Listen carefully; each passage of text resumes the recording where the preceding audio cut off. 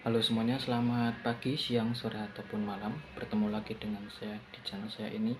Kali ini saya akan membahas sebuah buku karya Bapak Irawan Sucipto yang berjudul Sejarah Pemerintahan Daerah di Indonesia.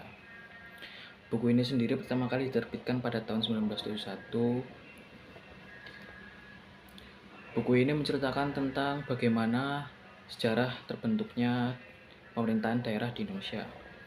Dimulai dari bab pertamanya sendiri yang membahas masuknya VOC ke dalam sistem pemerintahan kita dan mulai merangsek untuk mengatur pemerintahan sesuai yang mereka inginkan.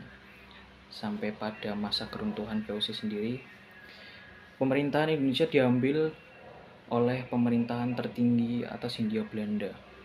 Dan pada pemerintahan Hindia Belanda ini, mereka mulai membagi daerah-daerah di Indonesia menjadi beberapa daerah dan mengatur pemerintahan daerah tersebut dengan membagi pemerintahan daerah menjadi 3 bagian, yaitu Presiden, Afdeling, dan Onafdeling. Di bab pertama ini juga dilampirkan nama-nama gubernur, jenderal, dan komisaris pada masa Hindia Belanda. Juga nama-nama daerah yang terbagi atau dibagi atau dibentuk pemerintahannya oleh Hindia Belanda.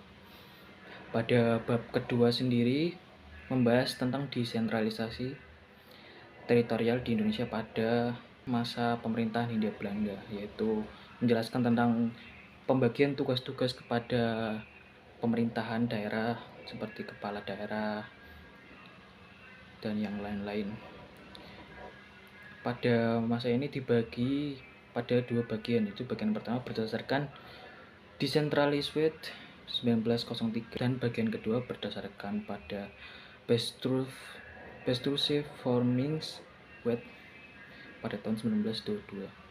Pada bab ketiga sendiri membahas tentang desentralisasi teritorial Indonesia pada masa pemerintahan bala tentara Jepang. Tugas pada bab ini sendiri tidak terlalu banyak yang dirubah pada tugas-tugas pemerintahan. Cuman pembagiannya lebih kompleks saja pada kepala daerah dan yang lain-lain. Dan di bab keempat ini lebih dalam lagi membahas tentang bagaimana Belanda ingin merebut pemerintahan Indonesia secara sepenuhnya. Dimulai dengan membentuk pemerintahan seenaknya sendiri dan melakukan beberapa sabotase berikut. Seperti contohnya pada Kalimantan dan Timur Besar, mereka membuat ordonansi atau aturan-aturan yang memberuntungkan mereka dalam hal penguasaan daerah.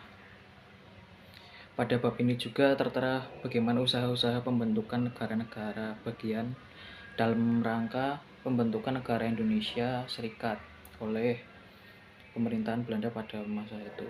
Beberapa contohnya adalah skema tentang perkembangan daerah di Timur Besar atau De Gorteos.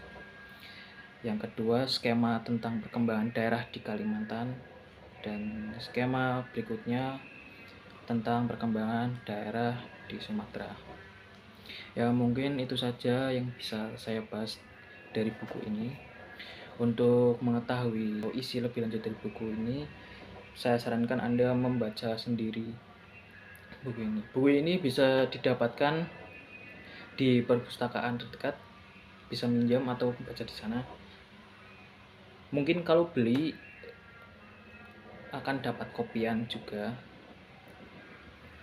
Di online juga banyak e-booknya, cuman saya lebih menyarankan untuk membaca langsung buku fisiknya karena akan lebih terasa